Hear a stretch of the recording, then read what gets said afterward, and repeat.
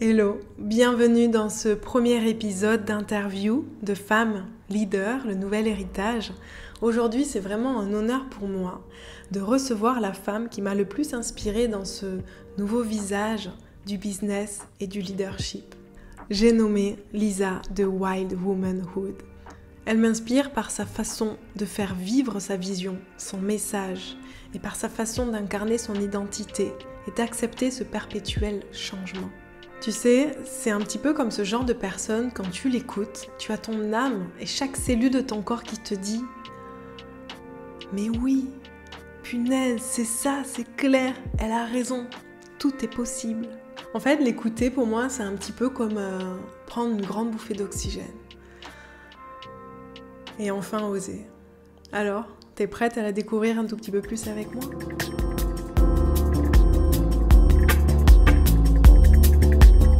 Hello Lisa!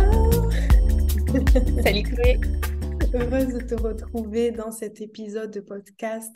Euh, Tu sais, je me rends compte qu'en fait, il n'y a pas vraiment de hasard dans la vie parce que quand j'ai décidé de créer ce podcast-là, que j'ai écrit le titre, le nom, qu'est-ce que j'avais envie, tu as été le premier nom que j'ai marqué sur ma fiche et tu es ma première interview. Donc vraiment, je suis heureuse de te recevoir ici.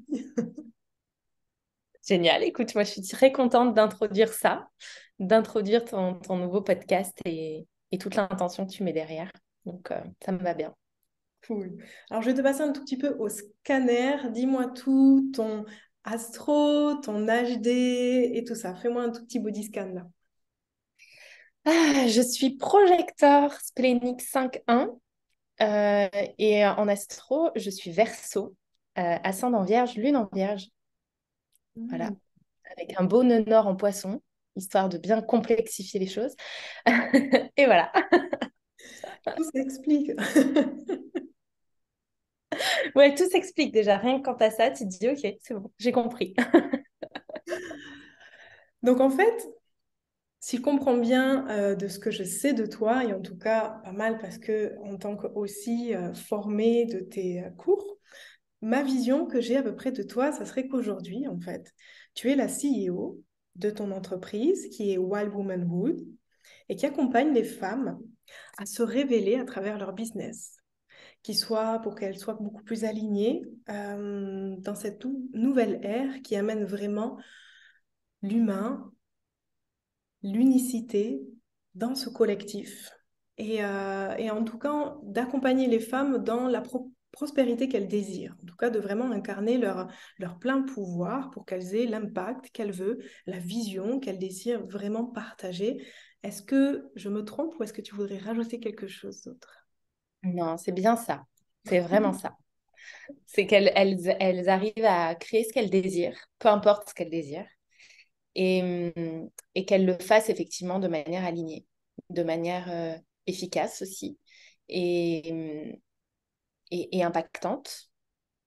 Peu Mm. importe le niveau d'impact aussi, on ne désire pas tous impacter le monde entier, mais qu'elles le fassent vraiment avec cet alignement profond à elles-mêmes, sans, sans trahir l'humaine en fait. Mm. Mm. Tu viens d'où, Lisa, en fait, à la base? T'es de quel coin, toi, de France? D'Auvergne. Ok, Moi, je suis dans un tout petit village minuscule dans la campagne française. ok. Et tu avais fait tes études dans quoi, à la base? J'ai étudié le commerce. J'ai fait une école de commerce. Enfin, j'ai fait un début d'école de commerce. Et après, j'ai bifurqué en communication événementielle. Donc, marketing, com. Voilà. Hmm. J'ai baigné là-dedans avec une part de graphisme et de web design dans Ok. la créativité. Donc c'est ça, tu as toujours eu goût pour le stylisme, ça a toujours fait partie de ta vie, en fait. Bah, écoute, ouais, je voulais être styliste plus jeune. Ça a été la voie où on m'a empêché d'aller, tu vois. Hmm. On m'a orientée ailleurs parce que j'étais bonne à l'école et que styliste à l'époque, bah, tu faisais un sapé. Il y avait des écoles de mode, mais c'était pas encore très, très ouvert. Et puis en fait, c'était une voie enfin, moi, qui faisait excessivement peur à mes parents. Donc, on m'a plutôt dit, mais tu es tellement bonne à l'école, pars en général. Et puis, une fois arrivée à la fin du bac, je me suis dit, je ne sais pas ce que je vais faire de ma vie. En fait, bon, bah, pars en école de commerce, c'est généraliste. En fait, j'ai fait que ça. C'est généraliste, ok, très bien. Donc bah, c'était parfait, du général, quoi. Voilà. Mais ouais, j'ai toujours été dans le côté business, en fait. Euh, Parce que même si je voulais être styliste, je voulais être styliste avec ma propre marque. Enfin, j'ai toujours eu ce désir de créer ma propre activité, mon propre business, même enfant, en fait. Hmm. Est-ce que c'est quelqu'un dans ta famille qui était comme ça, quelqu'un que tu voyais à la télé, ou c'était simplement toi dans ta tête, tu agissais déjà comme ça dans ta chambre quand tu jouais, ou comment tu te Un souviens? peu tout, en fait. Euh, un peu tout. Alors, moi, je suis née dans une famille de commerçants indépendants. Ok. Alors, ça fait pas forcément chef d'entreprise, mais mes grands-parents étaient indépendants, ma mère était indépendante, mes parents sont devenus chefs d'entreprise quand j'ai été plus âgée. Donc, j'ai été quand même entourée de gens qui faisaient du commerce et de gens qui étaient indépendants dans leur vie, en tout cas dans leur... À l'époque, indépendant, c'était quand même 7h, 21h, mais bon, indépendant quand même. Donc, j'avais ce modèle quand même là, tu vois, à la maison. Et puis ouais, la télé aussi. Ouais, moi, je me souviens que quand je regardais les téléfilms, etc., je me rêvais en businesswoman sur Talon Aiguille à New York. Alors, pas du tout, en fait, mais je me rêvais, voilà, cette femme qui accomplit des choses, qui a des responsabilités. Hmm. Donc, oui, je jouais avec les livres de contes de ma grand-mère. Je jouais déjà, je jouais pas à la marchande classique, on va dire. Je jouais à Hmm. la marchande qui crée un grand truc. Quand je jouais, c'était ça. Donc, il y avait déjà ça, tu vois, il y avait déjà un terrain fertile, on va dire. J'adore. Et du coup, est-ce que tu t'es sentie imprégnée de cette idée de commerce jusqu'à ben, la vie, il faut travailler dur et faut tout donner en fait pour ça parce que si, vu qu'on travaille à notre compte, si on se lève pas demain, ben, il n'y a pas d'argent qui rentre. Mm. Et d'avoir grandi en fait finalement dans cet espace, dans cette bulle de euh, faut travailler dur, faut se lever tôt le matin.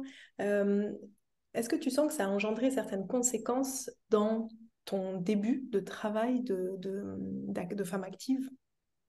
Ah oui, oui, complètement. Ouais. Complètement parce que mes grands-parents étaient agriculteurs, donc ils travaillaient énormément. Indépendants, mais beaucoup de travail, 7 jours sur 7, tout le temps. Euh, Mes parents travaillaient beaucoup. Et moi, j'ai grandi avec cette histoire. On est parti de rien, on avait une table et 4 chaises et on a tout construit. Donc, quand ils ont eu une maison, ils ont fait tous les travaux eux-mêmes. Donc, c'était toujours double journée. En fait, il y avait toujours cette idée de double journée, Mm. de travail beaucoup. Puis, on me l'a dit, en fait. Travaille bien à l'école, travaille beaucoup, travaille dur. La vie, c'est pas facile. L'argent ne tombe pas des arbres. Enfin, voilà, on m'a répété tout ça. Et puis, l'histoire parentale, l'histoire transgénérationnelle que tu traînes de on n'avait rien, on s'est construit tout seul. Donc j'avais aussi cette identité-là, en fait, que je pouvais pas faire autrement que me construire toute seule. Donc oui, j'ai démarré ma vie active comme ça. Ben, j'ai abandonné l'école de commerce en cours de route, tu vois. Enfin, et après, j'ai eu cet esprit de vengeance qui m'a motivée, mais j'ai eu cet esprit de vengeance de j'aurai le même poste que ceux qui ont fini l'école, mais Mm. sans avoir fini l'école. Donc j'y suis allée à fond, quoi. Donc oui, ma vie active, ça a été ça. Ça a été le début de ma vie active, ça a été ça. Et j'ai eu ce poste et j'ai fait un burn-out. Voilà. Je Mm. suis arrivée à ce poste en me disant, c'est pourri, en fait, j'aime pas ça. Et j'ai fait un burn-out. Donc oui, ça a eu des conséquences. Et du coup, ça a eu aussi les conséquences sur ce que je construis aujourd'hui, qui est un business complètement différent et une façon de travailler complètement différente. Mm. Et qu'est-ce qui t'a sorti de ce burn-out? Qu'est-ce qui a été ton mantra? Ou en tout cas, qu'est-ce que tu sens qui a vraiment été ce déclic pour sortir, hein, parce qu'on peut rester dans la dépression et dans ce truc. Qu'est-ce qui t'a aidé vraiment, en fait? Moi, je me suis arrêtée tout de suite, en fait. Ma décision, elle a été prise immédiatement. Quand j'ai plus pu me lever le matin et que j'ai eu ma première semaine d'arrêt, parce qu'au départ, le médecin m'a dit, oh, vous allez vous reposer toute la semaine, tout ça, j'ai tout de suite pris la décision que je démissionnais, que j'arrêtais. Je me suis pas dit, ça va passer. je me suis pas dit ça en fait, parce que toute ma vie, je l'avais construit sur le fait que j'étais forte, que je pouvais travailler beaucoup, que on m'avait dit, ça faisait partie de mes qualités, tu sais, dans les évaluations de fin d'année, toujours que j'avais une grande capacité de travail, etc.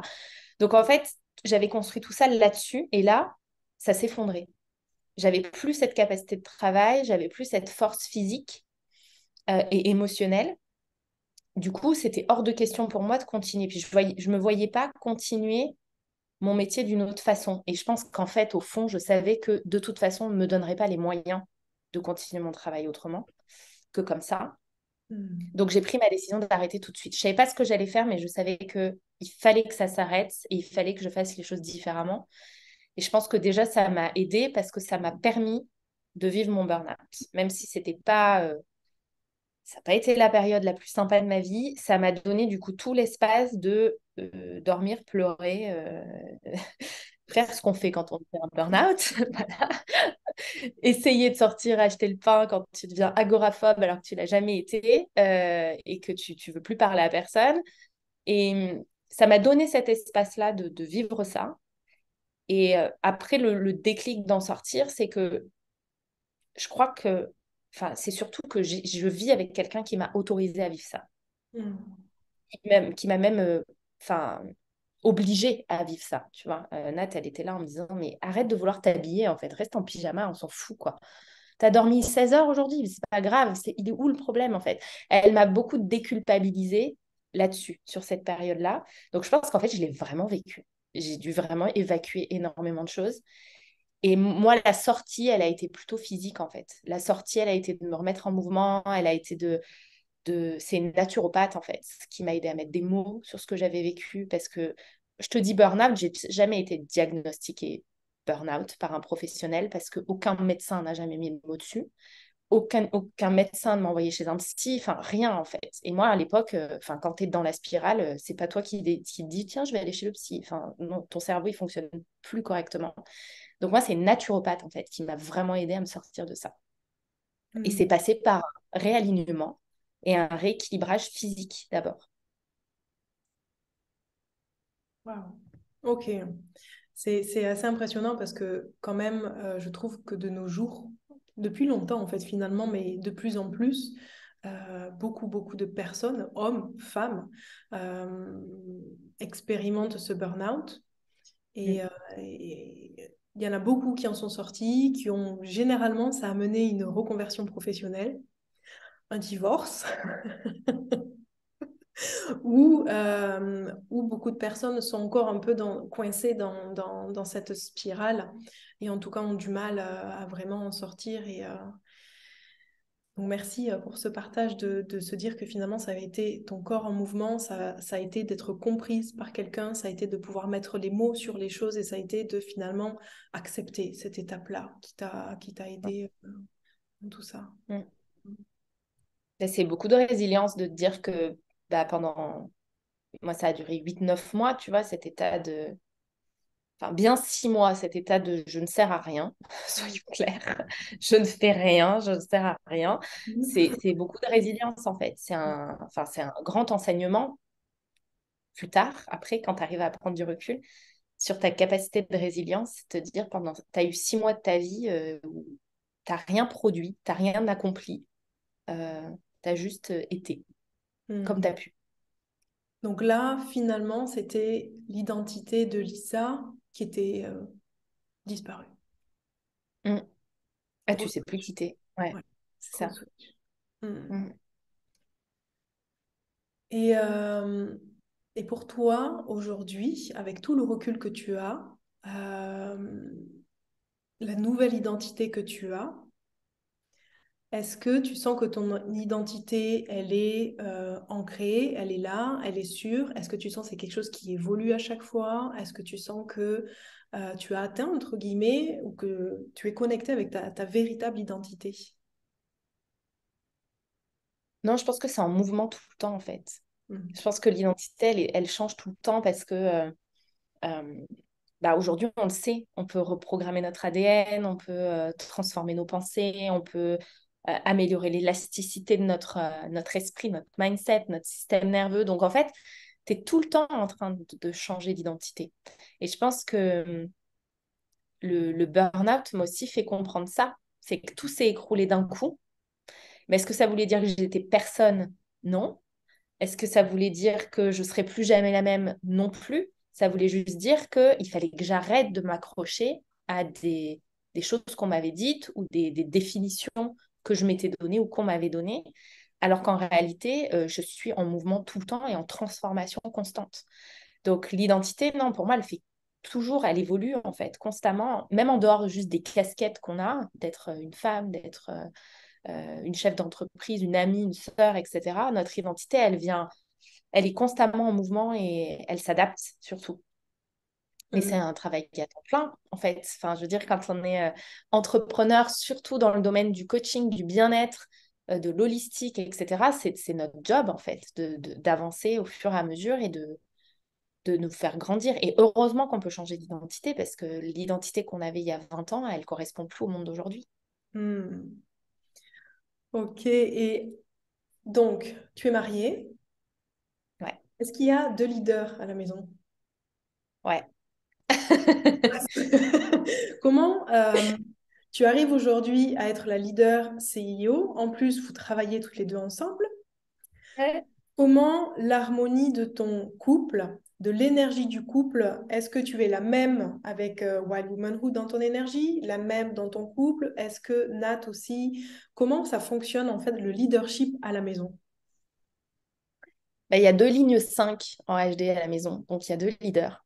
Il y a deux leaders orientés solutions et on n'a pas la même vision. Donc on n'a pas les mêmes solutions et on n'a pas la même vision du problème. Donc des fois, il y a des clashs. Alors c'est accepter qu'il y ait des clashs. Euh, accepter, en fait, c'est accepter là où l'autre excelle et là où nous, on n'excelle pas. C'est-à-dire que, il y a des désaccords parfois, on s'engueule parfois, on n'est pas d'accord, que ce soit sur le business, sur le perso. Et je sais que celle qui est la plus douée pour la réconciliation, c'est Nat. Mhm. Nat, elle peut passer d'une conversation à une autre en 2 secondes. Elle peut te dire, je suis pas d'accord. Et 2 secondes après, venir te dire, bon, mon amour, on fait quoi maintenant? Donc, en fait, c'est vraiment savoir où sont les zones de génie de l'autre et la reconnaître pleinement. Et aussi, bah, moi, tu sais, mon truc, c'est le human design et les gene keys. Ça me permet aussi d'avoir une vision d'elle, de ses ombres, de ses défauts, des choses des schémas qu'elle répète ou des choses voilà, où elle a du mal à les percer. Et le fait de le savoir déjà, tu l'acceptes mieux. Et tu sais, en fait, tu arrives à voir l'autre à travers ce filtre. Mais oui, on a des casquettes différentes. On est à la fois marié, on est à la fois partenaire dans le business et c'est la seule salariée de mon entreprise. Donc ça, c'est son choix. Elle veut être salariée. Elle n'a aucune envie d'avoir cette casquette de chef d'entreprise. Elle veut vraiment, voilà, c'est son truc. Et c'est aussi de mettre des zones très distinctes, en fait, dans le business, tu vois. C'est-à-dire qu'on ne fait pas les mêmes choses, on ne s'occupe pas des mêmes choses. Et on a voilà, nos domaines d'activité, nos domaines d'excellence, ou des domaines où je la laisse tranquille, elle fait vraiment ce qu'elle veut, des domaines où moi je fais ce que je veux, et des domaines où on se retrouve. Mais c'est toujours un jeu d'équilibre, en fait. C'est toujours un jeu d'équilibre, et je pense que la connaissance de l'autre, c'est la clé. Parce que ça te permet vraiment de l'accepter tel qu'il est, et de pas vouloir le changer, en fait. Le changer, le transformer. Donc en fait, finalement, toi, tes connaissances dans l'human design t'aident évidemment pour le business, pour Bien ton sûr. couple. Et c'est très Mm. drôle parce qu'en fait, pour vraiment être honnête avec toi, quand j'ai commencé à entendre parler du human design, je me suis dit, qu'est-ce que c'est encore cette connerie? Encore un truc, quoi. Encore un Ah non. truc. J'étais dans ma vague, tu sais, à un moment donné, j'étais quand même bien dans l'astro, je trouvais que c'était très intéressant. Et après, j'étais dans ma vague, mais non, ça nous enferme encore dans des boîtes. Si je suis un lion, ben, je peux pas être un scorpion, puis je peux pas. Donc, du coup, voilà. Et puis, il y a quelqu'un qui arrive encore avec de nouvelles boîtes, l'human design et tout. Et en fait, j'ai compris que l'utiliser, moi en tout cas, j'aime l'utiliser dans le business et c'est ce que tu fais, toi, énormément dans travail et tout ça. Et c'est là où je trouve que vraiment l'human design, on va en parler plus tard, prend toute sa puissance et toute sa beauté. Mais ça nécessite, en tout cas, moi, j'ai eu besoin de casser certaines croyances limitantes en me disant, non, ne t'inquiète pas, Chloé, c'est pas parce que c'est un nouvel outil que ça va t'enfermer dans une boîte. Et souvent, quand il y a ces nouvelles choses qui arrivent, on a, on est à la fois emballé et à la fois résistant, à la fois emballé. Non, et ça va dépendre de ce qu'on entend et des jugements. Donc c'est vrai que c'est assez drôle comment le cerveau fonctionne avec les outils qu'on peut Mais utiliser dans notre vie. tu sais, ça, je l'entends beaucoup. Et en fait, c'est un peu de notre faute en tant qu'être humain. C'est-à-dire que on veut des réponses, des Mm. solutions, des définitions. En fait, on en rêve, tu vois. On rêverait d'avoir un mode d'emploi de nous-mêmes Ça, toute l'autre. hyper... ouais, voilà, tu vois. En fait, on rêverait de ça et en même temps, on veut surtout pas ça. Donc, quand il y a un outil qui arrive, malgré tout, on va chercher ça. On va chercher le truc qui va nous dire exactement qui on est, comment on fonctionne. Et du coup, on y va les deux pieds dedans. Et une fois qu'on est dedans et qu'on se rend compte qu'en fait, c'est pas si carré que ça, Mm. mais nous, on cherche toujours à ce que ce soit carré. Après, on le rejette un peu en bloc, en mode non, en fait, non, je veux pas être dans une case. En fait, non, pas du tout. Et non, ni l'astro, ni le human design ne nous met dans des cases. Le human design ou l'astrologie, hein, ou tout autre outil qui fonctionne comme ça vient nous amener des subtilités sur notre fonctionnement, des subtilités sur notre personnalité, sur notre identité, et ça vient surtout nous accompagner dans notre travail. Parce que j'entends aussi beaucoup, on me dit encore, oui, mais l'human design, c'est figé. Tu as une charte, comme en astro, quoi. Tu as une charte et voilà, tu es comme ça à la naissance, tu seras comme ça toute ta vie. Pas du tout, en fait. C'est en mouvement tout le temps. Et les gens oublient la dimension collective dans ce genre d'outils. Les gens oublient d'aller regarder ce que dit le human design sur l'évolution du monde et de la société ou l'astrologie sur l'évolution du monde et de la société. Et si tu plonges dedans, bah, dans l'human design, tu sais, il y a des centres comme un peu comme les chakras, on va dire, pour ceux qui ne connaissent pas, pour que vous ayez un référentiel. Bah, là, c'est pareil, ces centres au niveau collectif, ils évoluent. On ne vit pas de la même façon ces centres qu'on les vivait il y a 30 ans ou même il y a 10 ans. Donc, en fait, on est en perpétuelle évolution personnellement et collectivement. Et surtout, c'est des outils qui nous permettent de mieux comprendre notre relation avec les autres. Mm. Donc, c'est en fait, c'est des outils hyper interactifs. Si on se donne la peine d'aller les regarder comme ça et pas d'être focus, mais ce qui est normal hein, au début quand on découvre un nouvel outil, d'être focus sur nous et sur qu'est-ce que ça dit de nous. Et surtout, en plus, on arrive avec ce scepticisme de est-ce que c'est vrai? Ah non, ça me ressemble pas. Ah oui, ça, c'est vrai. Non, ça, c'est pas vrai. En plus, on vient juger, faire du tri au lieu d'être juste ouvert et de se dire on va voir ce que ça a à m'apporter. C'est ça. Je pense que génétiquement, notre société européenne française a ce goût pour dire ah non, ça j'aime pas. Tu sais, souvent on Mm. dit ça par rapport à Dubaï. T'es pas allé à Dubaï? Ah non, j'aime pas Dubaï. Pourquoi? Je sais pas. Tu Ouais. es allé? Non, j'aime pas Dubaï. Je sais pas pourquoi. Et en fait, c'est tout un tas de préjugés. Et justement, en plus, c'était vraiment un sujet que j'avais envie de parler avec toi par rapport à cette nouvelle ère de femmes qui se libèrent un tout petit peu de toutes ces chaînes, de toutes ces limitations, deviennent de plus en plus leaders, sans forcément mettre, quand je parle de leader, je ne parle pas de dominance, je ne parle pas de super pouvoir écraser les autres, mais vraiment de devenir leader de leur vie et de leurs désirs.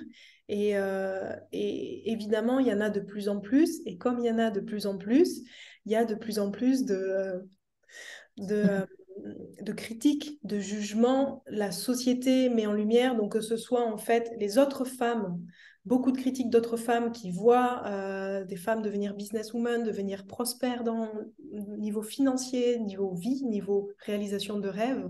Et il y a tous ces hommes aussi qui, punaise, au niveau de l'énergie féminine, masculine, qui remanie. Pour toi, en fait, dans ce que tu vois dans ton entreprise, dans tout ça, pourquoi on a cette vision de la femme différente qui doit aller au bûcher, en fait?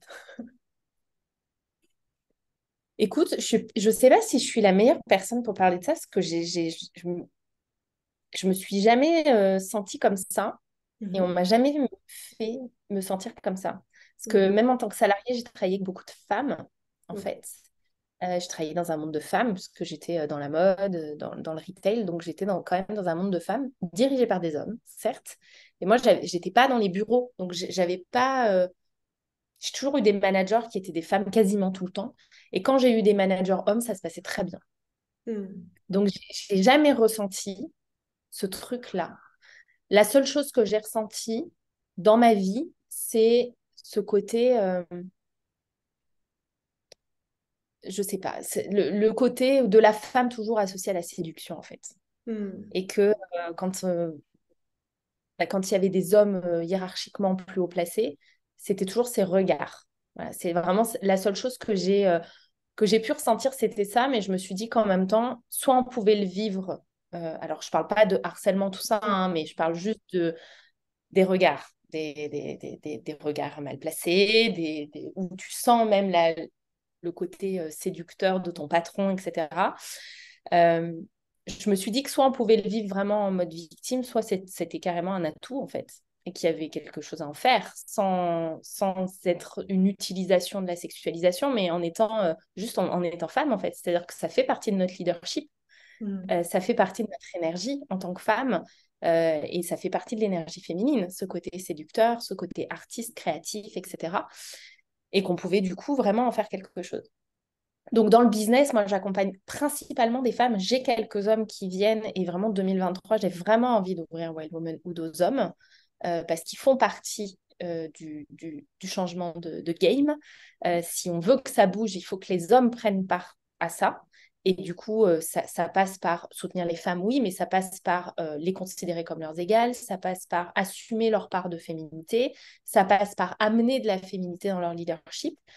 Donc, j'aimerais ouvrir davantage aux hommes Wild Womanhood. Donc, je sais que je vais attirer des hommes vraiment concernés. Je sais que j'attire déjà des hommes qui sont vraiment concernés par ça. Et je pense qu'il y en a de plus en plus, en fait. Qu'il y en a plein, il y en a de plus en plus. Et que c'est pas une histoire d'homme ou de femme. C'est vraiment une histoire d'énergie féminine et d'énergie masculine.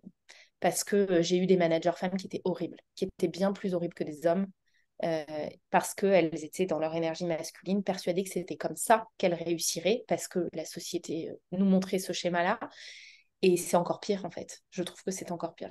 Hmm. Donc, euh, donc je pense que c'est pas une question d'égalité entre hommes et femmes. Ça a été simplifié par notre société. C'est vraiment une question d'équilibre entre énergie féminine et masculine et d'accepter qu'aujourd'hui, on va vers un monde où il y a plus de compassion, il y a plus de vulnérabilité, il y a plus d'émotionnel pris en considération dans toutes les sphères.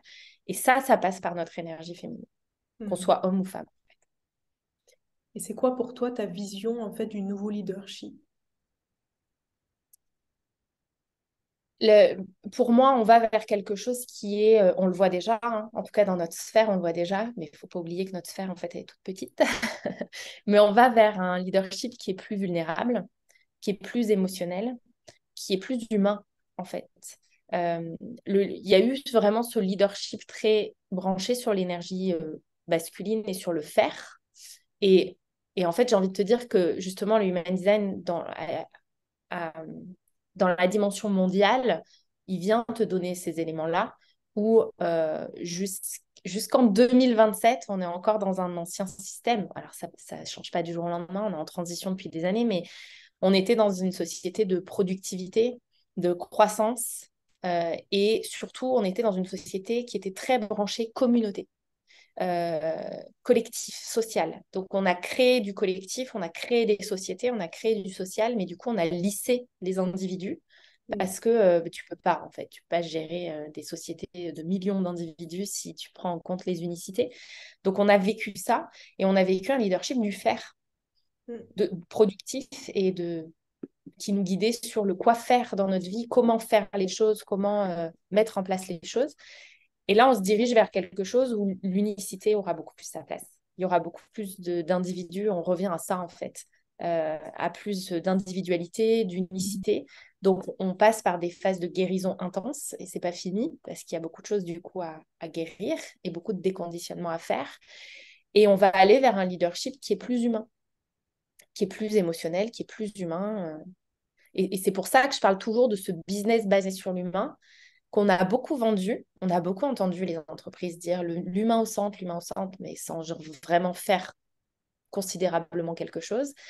Et moi, j'amène cette vision-là à travers le human design du business vraiment basé sur l'humain, c'est-à-dire qui prend en compte ses biorhythmes, ses cycles, ses talents, un business qui est sur mesure, quoi, qui est vraiment fait sur mesure pour le fondateur et pas juste un imaginaire et une illusion, en fait, Hmm. que c'est basé sur.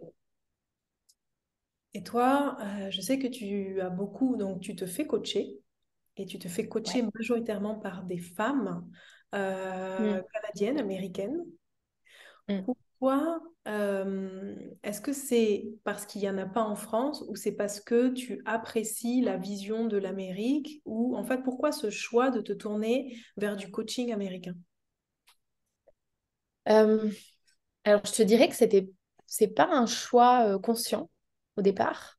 Je choisis beaucoup mes coachs à l'intuition. Donc, c'est plus voilà, une intuition qui m'a poussée à y aller.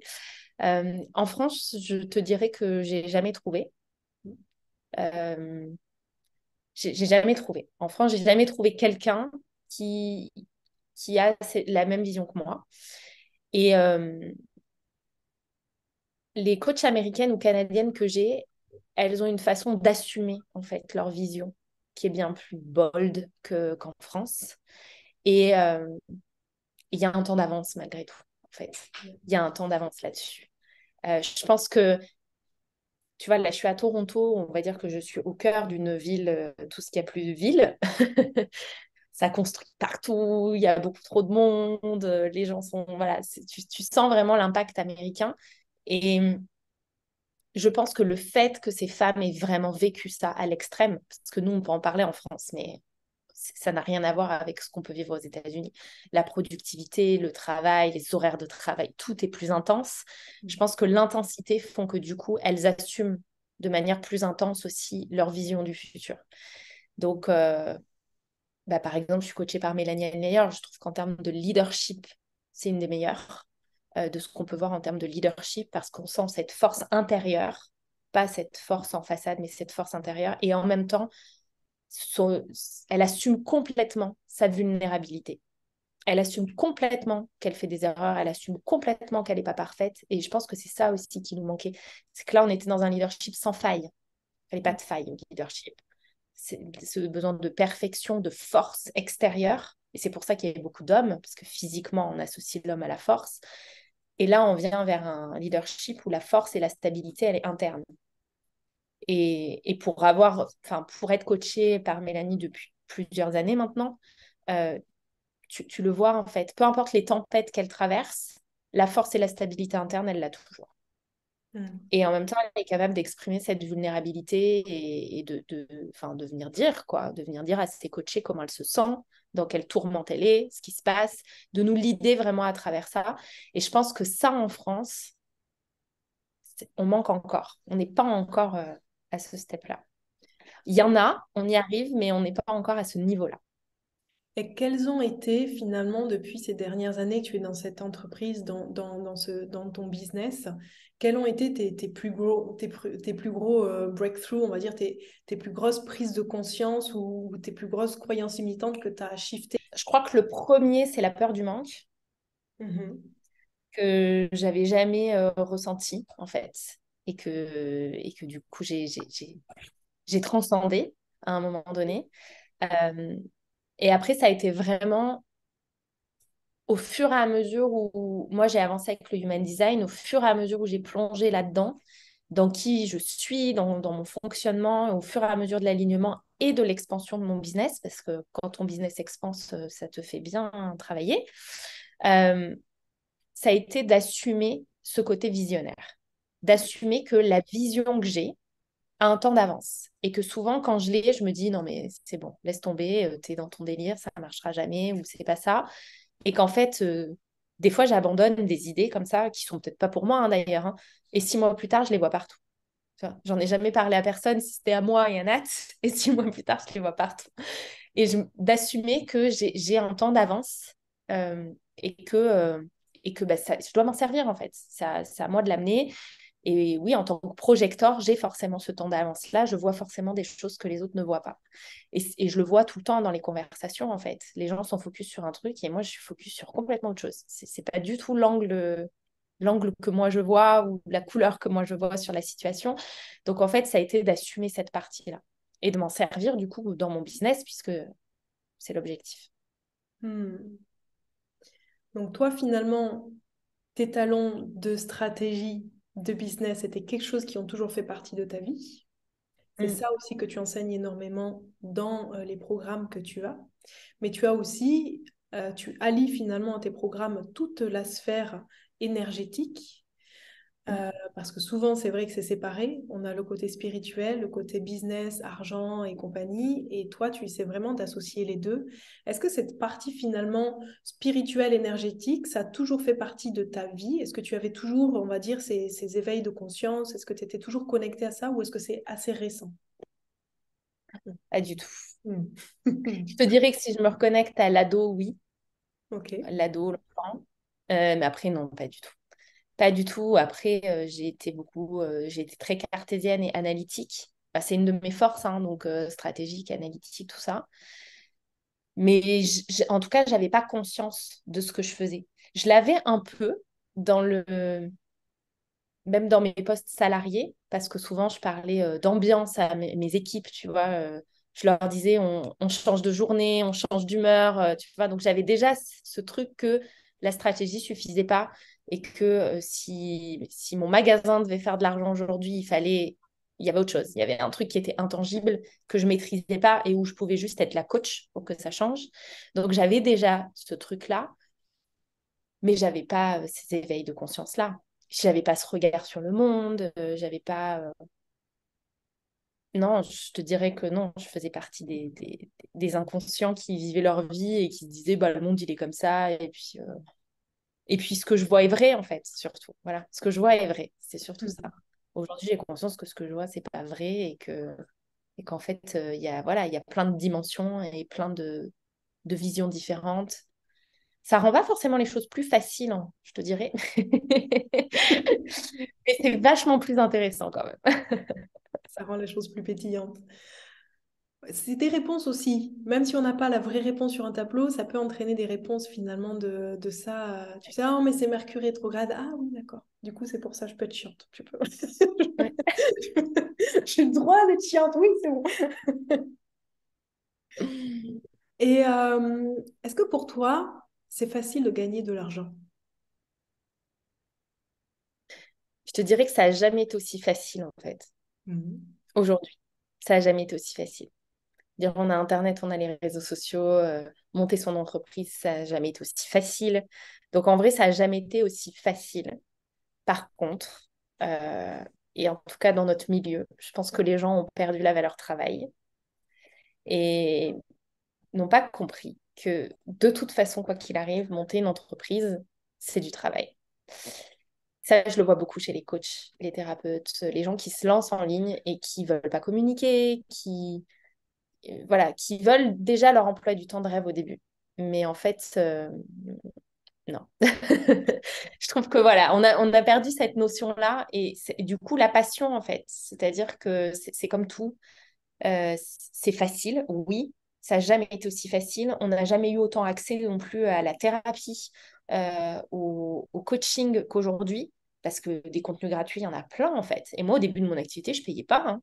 Je n'avais pas de coach au début de mon activité. Par contre, je consommais du coaching gratuit partout, quoi. Des vidéos YouTube, des mini-cours gratuits. Je suivais des gens avec assiduité, pas juste en scrollant, quoi. Quand je lisais une story, je la relisais. Enfin, j'étais vraiment concernée, passionnée, avec l'envie d'y arriver.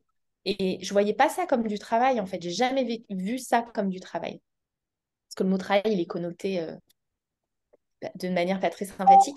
Mais j'ai jamais vu ça comme du travail. Mais par contre, j'étais pleinement heureuse de ce que je vivais, de ce que j'apprenais, de ce que je faisais. Et je pense que oui, ça n'a jamais été aussi facile de créer de l'argent, mais il faut avoir conscience qu'il faut être motivé, passionné et y aller, quoi, en fait. Il faut y aller, quand on dit y aller all-in, c'est y aller all-in. Et là, je vois trop de gens se dire, non, mais moi, je veux pas être tous les jours sur Instagram. Et puis, non, mais moi, je veux pas ça. Et puis, je veux pas ci. Je veux juste que ça marche. Moi, je voudrais faire une story et être full. Ouais, mais tu commences, tu as 25 abonnés et tu vas pas faire une story et être full, en fait. Il va falloir construire ta communauté. Et du coup, c'est là où c'est intéressant de te dire comment je fais ça d'une manière qui me plaît vraiment. quelle méthode j'utilise et comment moi je me positionne pour vraiment kiffer ce que je suis en train de faire. Hmm. C'est la seule question qu'on doit se poser en fait. C'est pas est-ce que je dois le faire ou pas, c'est comment je fais pour que ce soit fun. Ouais. C'est vrai qu'on oublie, on se prend. Je trouve que de plus en plus, avec tout ce développement personnel, finalement, on met beaucoup, beaucoup de sérieux dans quelque chose qui est censé être libérateur Mhm.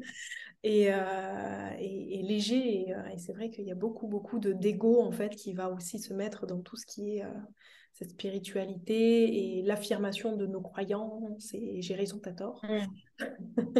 Et je le vois de plus en plus en ce moment, donc c'est vrai. Et en fait, pour toi, en France, dans les personnes que tu as justement qui te suivent ou que tu coaches, quels sont vraiment on va dire, le top 3 des croyances limitantes par rapport à l'argent et pourquoi on se bloque à croire que l'abondance financière peut être facile? Euh, il y a toujours cette peur de l'échec qui va avec la peur de réussir, parce que souvent quand on a l'une, on a l'autre. Mhm. Et c'est la première, la peur d'échouer. Parce que je pense qu'en France, c'est pas très reconnu.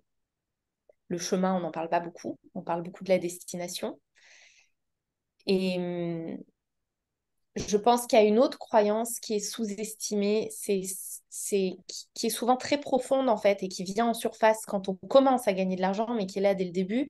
C'est qu'est-ce qui va se passer quand je vais vraiment gagner de l'argent avec mon entourage, avec les gens qui me côtoient, avec ma famille. Est-ce que ça va pas créer un gap en fait Mhm. entre moi et les autres? Et ça, c'est souvent quelque chose que je vois. La peur d'être jugée, en fait. La peur d'être volée aussi dans certaines familles. Et du coup, de pas savoir dire non. Et du coup, d'avoir ce gap qui se crée. Et puis après, il y a la notion de mérite. Juste, est-ce que je mérite ça? Est-ce que je mérite ça? Et là, je vois de plus en plus la peur d'être jugée publiquement, d'être humiliée, d'être jugée, que, voilà, que les clients soient mécontents, qu'on soit jugé publiquement, qu'on soit... Ça, je la vois de plus en plus apparaître, même chez des entrepreneurs qui débutent et qui n'ont même pas à se soucier de ça au départ, mais qui ont trop vu ça, en fait, qui ont trop vu cette espèce de lynchage sur les réseaux sociaux et qui commencent à avoir peur de ça. Si mon entreprise réussit, je vais être une cible. Je vais devenir une Mhm. cible. Je pense que ça va évoluer tout ça. C'est sûr, c'est déjà en train d'évoluer. En train d'évoluer. Et en ce moment, toi, tu travailles, on va dire, on est tous en train de travailler quelque chose, on est tous en train d'évoluer sur quelque chose. Aujourd'hui, c'est quoi ton focus? Sur quoi tu es en train de bosser? Travail intérieur. Alors moi, je suis toujours en train de bosser sur mon alignement, Ok. tout le temps. Et là, je te dirais que le challenge, c'est que on change de business model, on change une partie du business model de l'entreprise pour 2023. Et, et que je savais que ça allait me demander de la patience et du temps, en fait. Donc, Mm. ça fait plusieurs mois qu'on est dessus. Euh, et du coup, ça m'a demandé de me détacher de plein de choses. De me détacher de l'argent qui rentre ou qui rentre pas, d'avoir des mois bien plus bas que ce que j'ai eu ces dernières années, d'accepter de rien vendre ou lancer parce que là, j'ai besoin de temps, d'espace et de préparation pour autre chose. Et voilà, c'est le retour à l'inconnu, en fait. Tu vois, c'est d'être de nouveau face à l'inconnu avec une équation différente. Parce qu'en fait, je pense qu'on passe par les mêmes peurs à chaque fois, sauf que l'équation est différente. Et aujourd'hui, l'équation, c'est pas je lance mon business, j'y connais rien, peut-être que ça va marcher ou ça va pas marcher. C'est aujourd'hui, mon business fonctionne. Il y a des gens qui me regardent, qui m'attendent, qui me voient, qui sont là. J'ai des clients, tu vois, qui sont là. Je le sais. J'ai aussi certainement des gens derrière qui se disent, ah, va-t-elle se casser la gueule ou pas? Forcément, on en a tous, ça fait partie du jeu. Donc je sais que là, c'est pas le même enjeu, mais c'est la même peur. Je suis face à l'inconnu, je change le business model, je m'apprête, j'investis beaucoup de temps, d'argent. J'ai une nouvelle équipe, on crée quelque chose de différent. On est à la veille quasiment du lancement, en sous-marin en tout cas, de la première phase. Et ça marchera pas. On est toujours face à ça en fait. Il y a 50% de chances que ça marche, 50% de chances que ça marche pas. Comme dit Mélanie, on choisit le côté qu'on regarde et là où on se plug. Mais tu as toujours ce truc. Voilà. Donc là, en ce moment, c'est ça. C'est OK. Il y a à la fois des fois la question qui arrive de on n'a pas fait une connerie là? Est-ce qu'on n'a pas fait une énorme connerie? Mais c'est toujours de se dire pourquoi je l'ai fait en fait. Je l'ai fait parce que je me sentais plus à l'aise dans mon business model. J'ai senti qu'il y avait quelque chose qui devait bouger. Et donc, quand mon mental revient à me dire, franchement, tu aurais pu être tranquille, là, ça aurait pu rouler. Pourquoi tu fais ça? Vraiment, tu es sûre que tu as eu raison de faire ça? Oui, j'ai eu raison de faire ça. J'ai eu raison de faire ça parce que si je persiste dans une voie où je commence à sentir qu'il y a un truc qui colle pas, ça veut dire que dans 6 mois, je suis enfermée dans un truc qui vraiment, enfin, que je déteste en fait. Et moi, j'ai pas créé mon business pour ça. Je pense que toi non plus. Je pense que tous les entrepreneurs du monde non plus. J'ai créé mon business pour m'éclater, pour me sentir libre, pour avoir du temps, pour avoir de l'impact et pour le faire de la meilleure manière possible pour moi. Parce que aujourd'hui, encore aujourd'hui, en tout cas, mon business, il dépend de moi en tant que fondatrice. Et si je veux donner le meilleur à mes clients, donner le meilleur à ma communauté, créer le meilleur pour mon business, il faut que moi, je sois dans la meilleure configuration possible. Donc, voilà, ça reste ma priorité. Donc là, tu vois, alors, on est en train de bouger le business model et de se dire, OK, on y va. On ne sait pas où on va, mais on y va. Donc finalement, c'est complètement OK. Après, ça va dépendre évidemment de chaque human design et tout, mais pour tous ces entrepreneurs qui commencent, d'avoir une idée, de lancer cette idée, puis l'année d'après, de changer d'idée, de faire autre chose, de s'orienter sur autre chose, et puis finalement d'avoir une autre idée, de prendre des risques, de tout écrouler, de doubler le chiffre et de quitter la nouvelle équipe, de reprendre une nouvelle équipe. Donc en fait, c'est vraiment... moi, ça m'arrive, toi, ça t'arrive. Je pense qu'à beaucoup d'auto-entrepreneurs, ce sont des choses qui font partie de la vie. C'est vrai que, surtout quand on sort de salarié, tout est salarié. Moi, j'étais une salariée aussi. On a quand même une structure qui nous met en sécurité là-dedans. Le salaire qui vient à la fin du mois, la retraite à la fin de notre carrière professionnelle, tout ça. Et en fait, c'est vrai que quand on débute dans l'entrepreneuriat, il y a toutes ces peurs de je recherche une structure, je viens vite te mettre une structure, mais finalement, quand il faut rechanger la structure, donc c'est beaucoup, beaucoup de mouvements et c'est beaucoup, beaucoup d'acceptation. Ça dépend de chaque human design. C'est complètement OK de changer. Après, il faut qu'il y ait des fondations solides. Ok. Si on veut pouvoir faire ces changements sans que le business s'écroule, parce que là, je te dis qu'on est en changement, mais on est en changement depuis mars.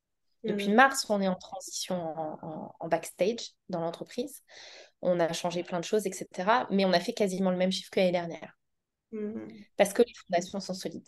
Et en fait, si tu casses tout à chaque fois, tu repars de zéro, quelque Mhm. part, ou presque. Donc, c'est pas de tout casser. C'est comment tu transitionnes justement pour que ça te corresponde toujours, parce que bah, on évolue en perpétuelle évolution, donc il faut que ça évolue. Et je pense qu'on a aussi créé nos business pour ça, pour avoir l'espace de créer. Mais du coup, c'est de vraiment être aligné à soi et le faire de la bonne manière. Aujourd'hui, moi, j'en suis plus au stade où j'essaye des choses. Mhm. Et j'essaye autant que possible de permettre aux gens d'éviter que cette phase de j'essaye soit trop longue. Parce que j'ai eu des trucs où j'ai essayé, je me suis foirée totale.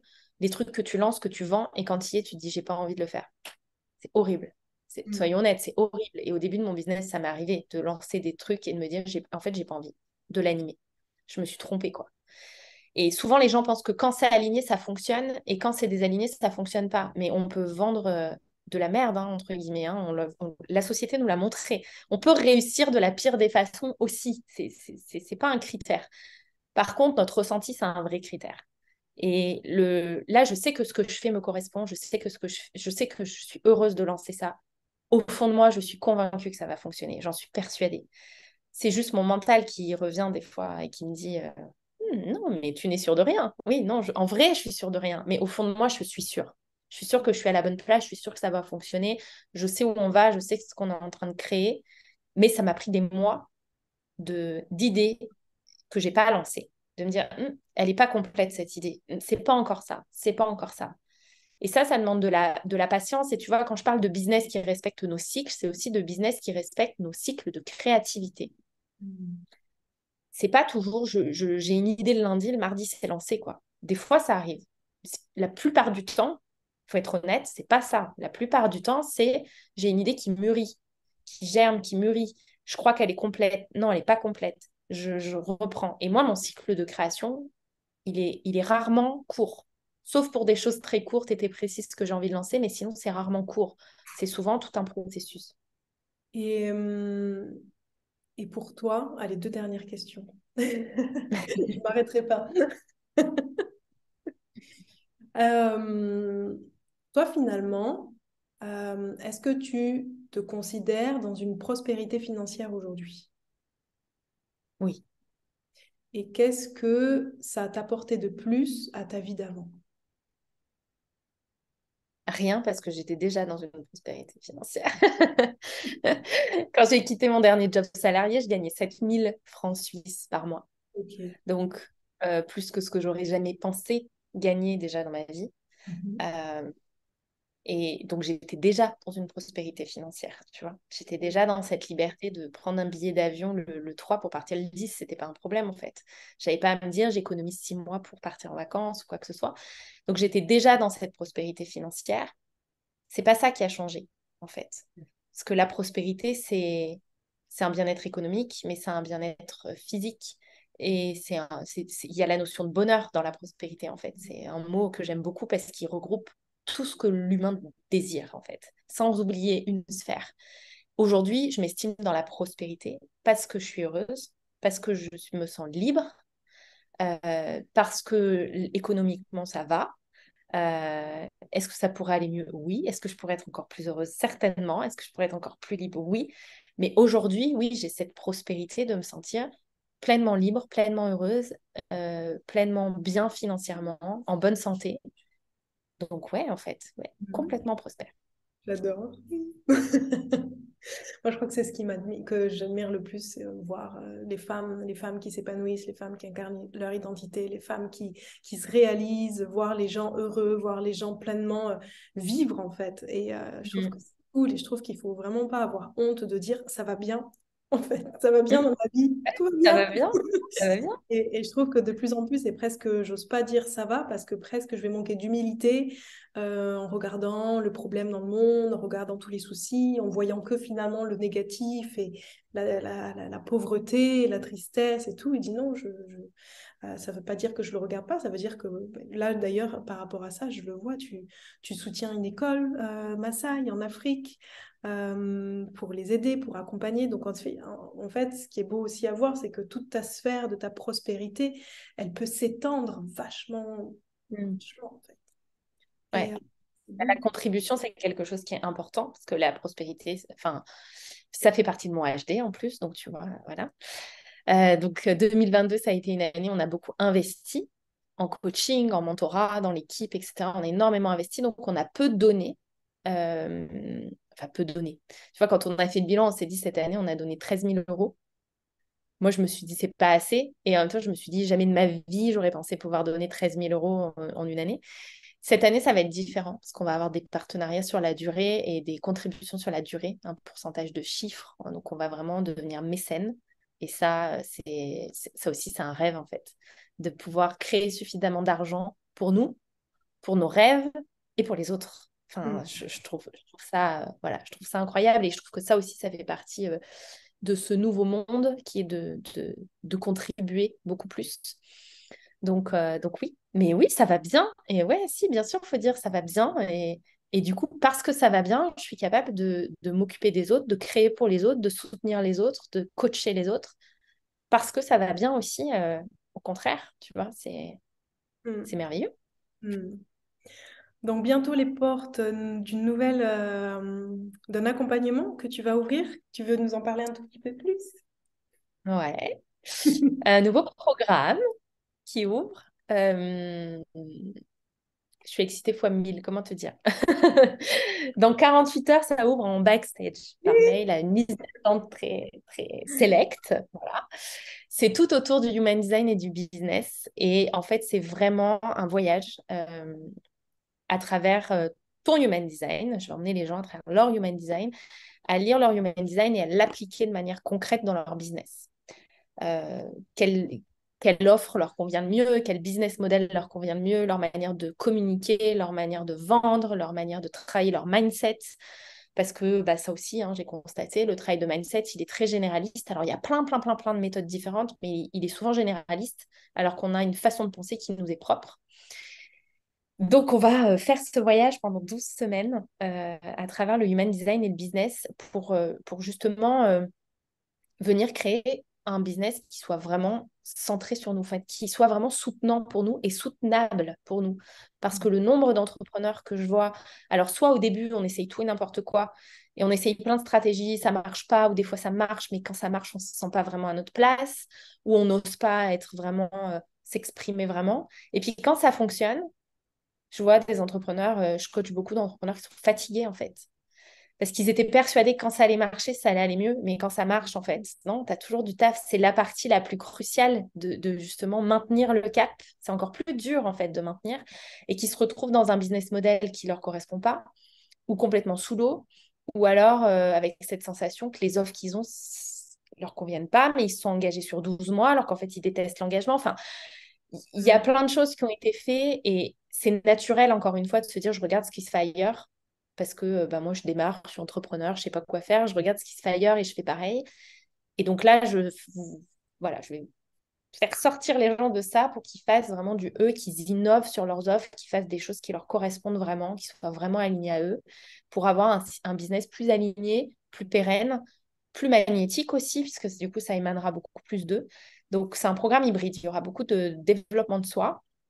Et quand je dis développement, je n'utilise pas ce mot pour rien. On va enlever les enveloppes pour de vrai et un travail sur le business. On va travailler sur la personne et sur le business pour créer ou développer ou transformer le business de la bonne façon.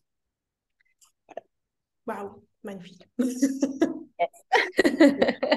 C'est trop bien. Où est-ce qu'on peut te retrouver par rapport à tout ce programme? Où est-ce qu'on te retrouve? Sur Instagram. Ok. C'est là, sur Instagram, que tout se passe. Super, merci beaucoup Lisa pour ce partage, merci pour toutes les infos que tu viens de nous transmettre. C'était vraiment c'était moi, beau à voir. Pour ceux et celles qui veulent voir Lisa sur YouTube, vous avez la vidéo complète. Pour celles qui écoutent le podcast, vous aurez la douce voix de, de Lisa. Puissante et incarnée. Ouais. Merci beaucoup en tout cas Chloé pour l'invitation. C'était un plaisir de discuter avec toi. Merci, des bisous.